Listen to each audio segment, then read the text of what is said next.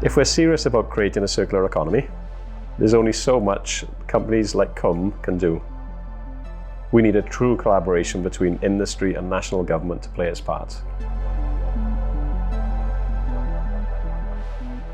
We've had to move with the times, we've had to evolve, and with that it's created lots of opportunities around maximising resource value and circularity. So there's been a number of key drivers, should we say. We've obviously got the profitability and financial stability for the company. We've also had to consider the shareholders, so Commercial Company Council, what their strategic objectives were as well. So combined with that then is our service delivery requirements as well.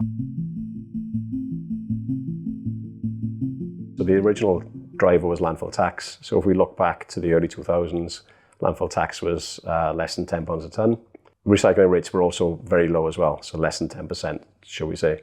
As the industry landfill tax has increased over the years incrementally, that then created the innovation within the industry and opportunity around recycling and recovery. So in terms of that, if that landfill tax tied with the recycling targets, if that never occurred, then it's highly likely that we would never have got to where we are today. So that's a perfect example of where policy is absolutely essential in driving innovation.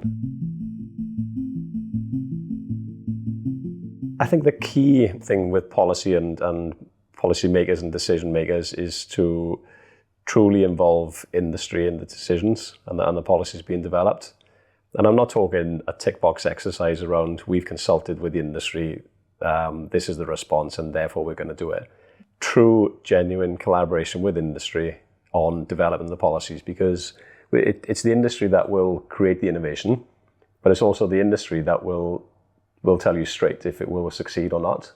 Lots of the low-hanging fruit has been captured now in terms of recycling and circularity. So now we need to continue challenging ourselves on what are the policies that are needed.